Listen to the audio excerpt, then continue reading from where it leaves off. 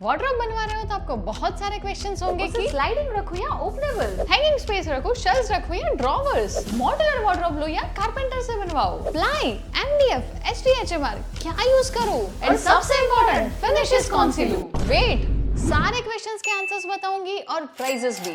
मिलते हैं इंट्रो के बाद।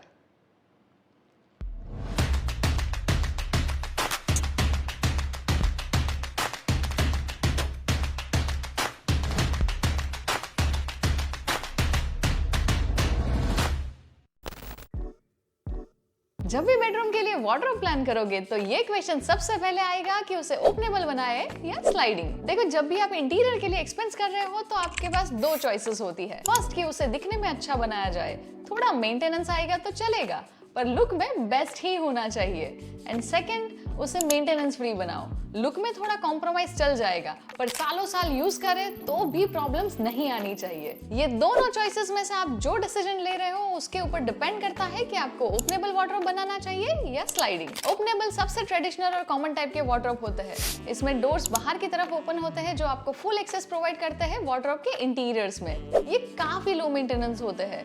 अगर आपके रूम में स्पेस की कोई प्रॉब्लम नहीं है तो हिंज वार्डरोब्स एक अच्छा ऑप्शन हो सकता है। हिंजेस में भी दो टाइप्स होती है। फर्स्ट है ऑटो क्लोज कंसील्ड हिंजेस। इसे यूज करने से आपको वार्डरोब के आउटर साइड में हिंजेस विजिबल नहीं होगी। इसके साथ साथ ये सॉफ्ट क्लोज भी हो जाएगा। Second is but hinges. ये थोड़े पुराने हैं पर ड्यूरेबल है। वार्डरोब की साइड्स में ये हिंजेस विजिबल रहेंगे जिसे डिजाइन से छिपाना पड़ेगा। बट हिंजेस के साथ मैग्नेट यूज करने पड़ेंगे जो क्लोज होते टाइम आवाज करेंगे। अब बात करते हैं स्लाइडिंग वार्डरोब्स के बारे में। अगर आपके रूम में स्पेस कम है तो स्लाइडिंग वार्डरोब्स एक बेस्ट ऑप्शन हो सकते हैं। स्लाइडिंग डोर स्पेस सेव करते हैं और छोटे रूम में भी इजीली फिट हो जाते हैं। पर हाँ, ऐसा बिल्कुल भी नहीं है कि छोटा रूम है तो ही स्लाइडिंग करवा सकते हो। बड़े रूम या वॉक इन क्लोजेट के लिए भी स्लाइडिंग वार्डरोब एक बहुत अच्छी चॉइस है। ओपनेबल के कंपैरिजन में कभी-कभी थोड़ा मेंटेनेंस तो आ सकता है।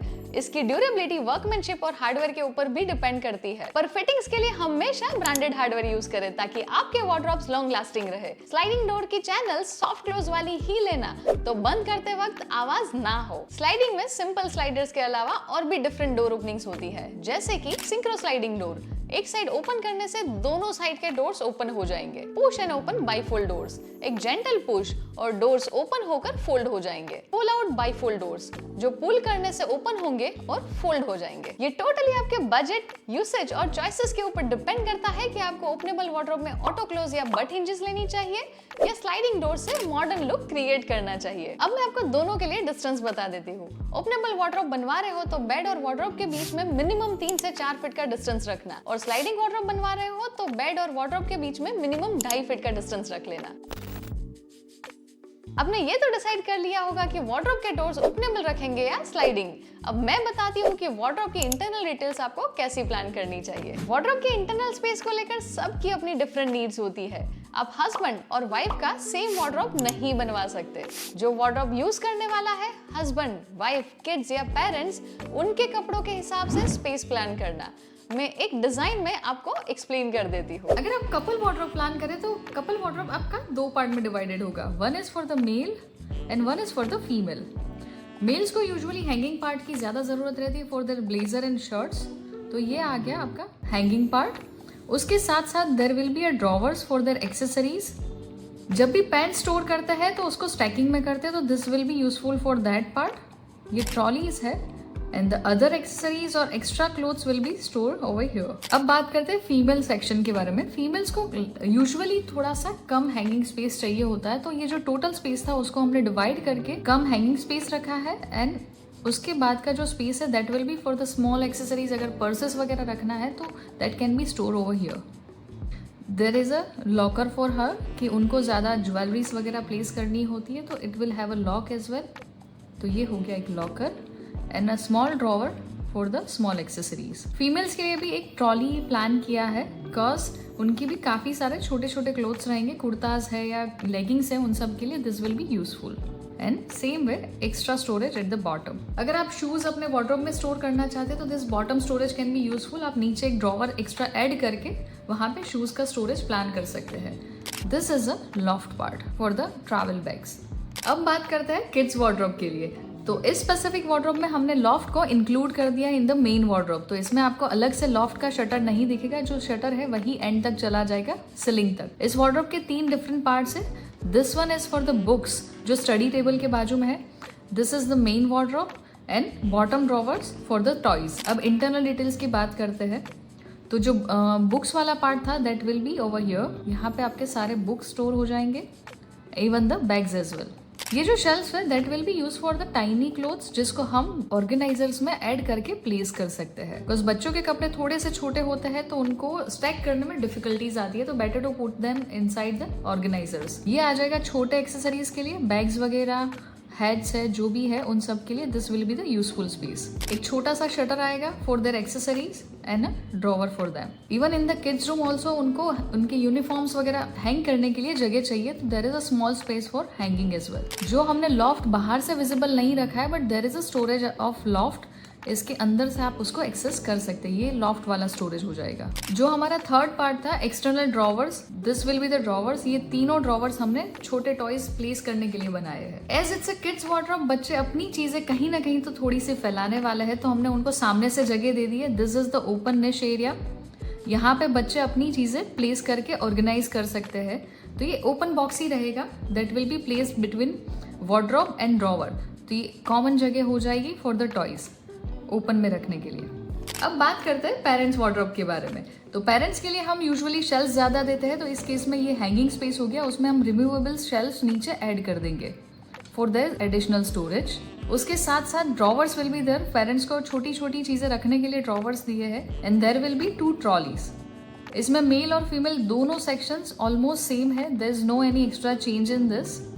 और एक्स्ट्रा स्टोरेज आ जाएगा नीचे की तरफ, जैसे हमने बाकी सारे वार्डरोब्स में प्लान किया था। बॉटम स्टोरेज यूजुअली एक्सेस करना थोड़ा सा डिफिकल्ट होता है, तो हम वहाँ पे एक्स्ट्रा स्टोरेज प्लान कर देते हैं, जो आप ऑर्गेनाइजर्स में ऐड करके प्लेस कर सकते हैं। वार्डरोब आपको हमेशा फुल हाइट का बनवाना है, यानी कि सीलिंग तक। ध्यान रखना कि वार्डरोब की डेप्थ 24 इंचेस से कम ना हो, ताकि हैंगर्स कंफर्टेबली फिट हो सके। आप इसमें 2 टाइप्स के वार्डरोब बनवा सकते हो। फर्स्ट इज विद लॉफ्ट, जिसमें लिंटल लेवल यानी रूम के डोर की जितनी हाइट होती है वहां तक आपका वार्डरोब का डोर आएगा, और उसके ऊपर लॉफ्ट आएगा, जो आप बाहर से एक्सेस कर सकते हो। सेकंड इज विदाउट लॉफ्ट, इसमें फ्लोर से लेकर सीलिंग तक फुल हाइट डोर्स रहेंगे। लॉफ्ट तो इसमें भी आएगा और उसी हाइट पे आएगा, पर वो बाहर से विजिबल और एक्सेसिबल नहीं होगा। लॉफ्ट यूज करने के लिए आपको वार्डरोब डोर्स ओपन करने पड़ेंगे। फुल हाइट वार्डरोब डोर्स को मैक्सिमम 8 फीट तक लेना चाहिए, क्योंकि प्लाई से लेकर लैमिनेट सारे मटेरियल्स 8 फीट हाइट तक आते हैं, जो स्टैंडर्ड है। 8 फीट से ज्यादा लोगे तो जॉइंट आएंगे और स्ट्रेंथ कम हो जाएगी। डिजाइन से ग्रू करके प्ले कर सकते हैं, पर हो सके तो 8 फीट हाइट से बड़े वार्डरोब डोर्स मत लेना। अब ये सबसे कॉमन क्वेश्चन होता है कि सीलिंग हाइट तक वार्डरोब ले रहे हैं तो फॉल सीलिंग कैसे मैनेज करें। तो जितना भी फॉल सीलिंग हाइट है उससे 1 इंच एक्स्ट्रा स्पेस छोड़कर वार्डरोब डोर या लॉफ्ट शटर आएगा। वार्डरोब के अंदर तक फॉल सीलिंग मत लेके जाना, उसे बाहर तक ही रखना। वार्डरोब के अंदर स्लैब तक फुल हाइट होगा तो बड़े बैग्स लॉफ्ट में इजीली फिट हो जाएंगे। जब वार्डरोब डोर्स 8 फीट के होते हैं तो लॉन्ग रन में बेंडिंग इश्यूज आ सकते हैं, तो आप वार्डरोब डोर्स के पीछे डोर स्ट्रेटनर्स लगाकर उसका लाइफ स्पैन इंक्रीज कर सकते हैं।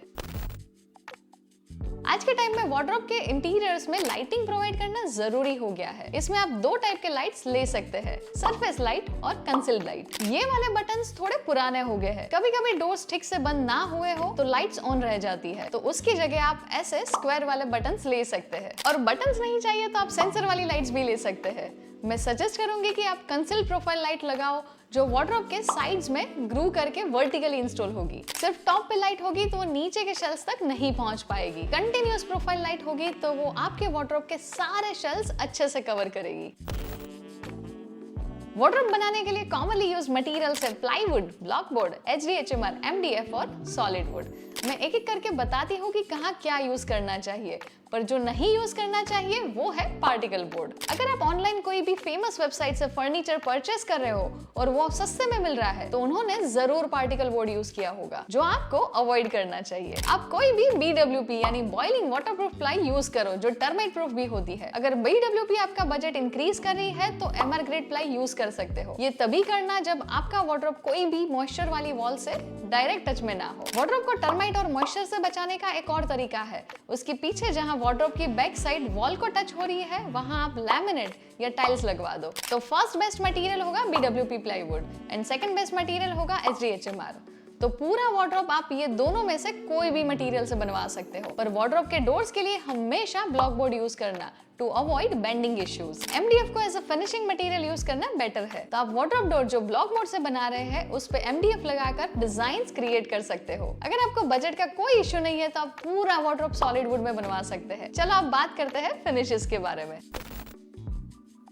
वार्डरोब के एक्सटर्नल फिनिश के लिए आप laminate, veneer, acrylic, glass, rattan और लेदर चूज कर सकते हैं। लैमिनेट कॉस्ट इफेक्टिव होता है और वाइड रेंज ऑफ डिजाइन्स और कलर्स में अवेलेबल होता है। आप ग्रू करके पैटर्न्स क्रिएट कर सकते हैं। वार्डरोब के एक्सटर्नल फिनिश के लिए 1 to 1.25 mm laminate he use करना और इंटरनल स्पेसेस के लिए 0.8 mm सिलेक्ट कर लेना। आजकल इनर लैमिनेट्स की मैचिंग एज बेंडिंग्स आसानी से मिल जाएगी, तो आपको लैमिनेट्स के शार्प और डार्क एजेस देखने की जरूरत नहीं। सिंपल लैमिनेट्स के साथ साथ फ्लूटेड लैमिनेट्स के भी बहुत ऑप्शंस मार्केट में अवेलेबल है। अगर आपको नेचुरल वुड का लुक पसंद है तो वुड विनियर और स्टोन लुक चाहिए तो स्टोन विनियर सिलेक्ट कर सकते हैं। एक्रेलिक एक प्रीमियम लुक प्रोवाइड करता है। ग्लॉसी एक्रेलिक में माइनर सरफेस वेरिएशंस भी इजीली विजिबल रहते हैं, तो उसे डायरेक्टली ब्लॉक बोर्ड या प्लाईवुड के ऊपर लगाने से अच्छा है कि आप 3 mm MDF लगाकर उसके ऊपर एक्रेलिक यूज करें। आप ये तीनों लैमिनेट, वीनियर और एक्रेलिक में मैट या ग्लॉसी फिनिश ले सकते हैं। ये रूम के एम्बियंस के ऊपर डिपेंड करता है कि आपको कब मैट और कब ग्लॉसी यूज करना चाहिए। Next is glass with aluminium profile.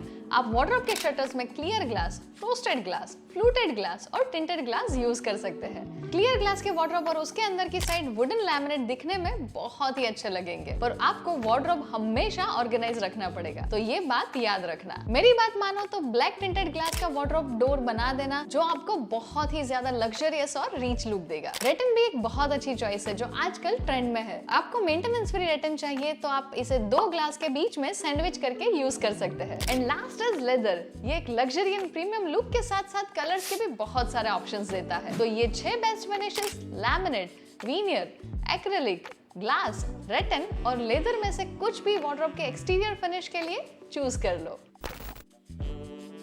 Modular versus handmade. Modular of course दिखने में बेस्ट रहेगा क्योंकि फैक्ट्री कट डिजाइन्स आप ऑन साइट अचीव नहीं कर सकते, पर उसकी कॉस्ट भी ज्यादा होगी। अगर मॉड्यूलर फर्नीचर में जा रहे हो तो ये प्रोडक्ट्स भी वार्डरोब्स में ऐड कर सकते हैं। फर्स्ट है शू ऑर्गेनाइजर। ये 360 degree moving rack 30 to 35 footwears store करता है। आप नॉर्मल शू ऑर्गेनाइजर भी वार्डरोब में प्लान कर सकते हैं। Second is pull down hangers. Height कम है तो नो प्रॉब्लम, आप इजीली क्लॉथ्स को एक्सेस कर सकते हैं। Third is jewellery organiser. This is literally heaven for girls. आप सारी ज्वेलरीज अच्छे से ऑर्गेनाइज कर सकते हैं। Fourth is iron board. ये वार्डरोब की छोटी सी जगह में अच्छे से फिट हो जाएगा, जो एक्सेस करने में भी बहुत इजी है। Fifth is accessories island. ये बड़े वॉक इन क्लोजेट के लिए बेस्ट है। ये ग्लास टॉप सेंटर पीस दिखने में बहुत ही अच्छा लगता है। You can store your tie, watch, bracelet और many other accessories in this. Sixth is tie holder and pant hangers. Wardrobe का बॉटम एरिया एक्सेस करने में डिफिकल्ट होता है। You can use this hangers for easy access. Seventh is inbuilt laundry basket. आपके सारे used clothes रखने के लिए ये एक designated space होगी। Eight is drawer organizer. ये बेस्ट है स्मॉल एक्सेसरीज रखने के लिए। इसे आप मॉड्यूलर वार्डरोब के बिना भी प्लान कर सकते हैं।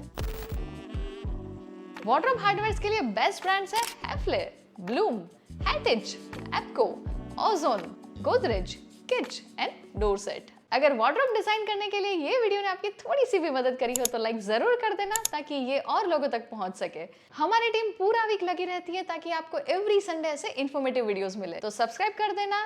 Keep creating beautiful spaces and we'll see you in next video.